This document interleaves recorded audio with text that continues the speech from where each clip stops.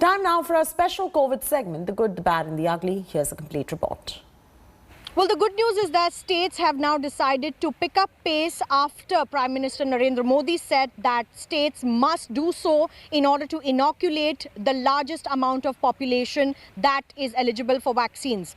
Tamil Nadu has decided that they will start vaccinating people at mini clinics such as primary healthcare centers that are away from hospitals as well.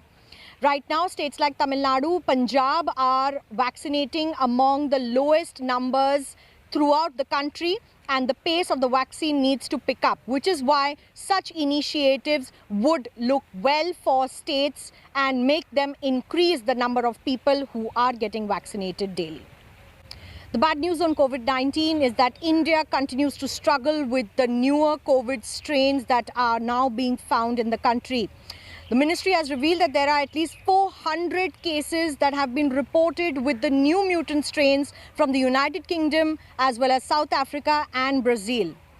There are spurts of cases in the states like Maharashtra where these COVID mutant strains have been found. Experts say that some of them could be linked to the latest spurt in cases. Not just states like Maharashtra, but also Karnataka, Kerala, Punjab, as well as Tamil Nadu are facing the brunt of the mutant strains of virus. Here is the ugly news of the day when it comes to the COVID-19 pandemic, and this story is coming in from Brazil.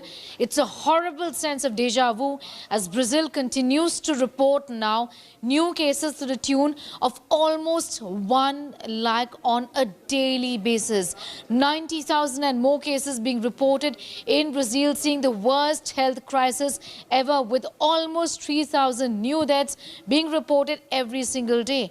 P1 is the variant that seems to be causing a higher rate of transmission, even infecting and killing people between the ages of 20 and 30.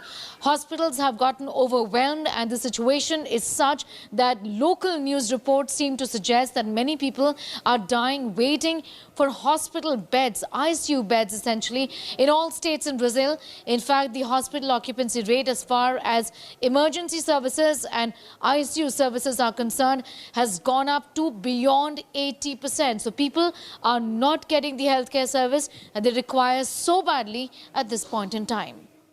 Hello everyone, this is Rahul Kamal here. Hope you enjoyed this video. For the latest news and analysis, like and subscribe the India Today YouTube channel, and don't forget to press the bell icon to stay updated.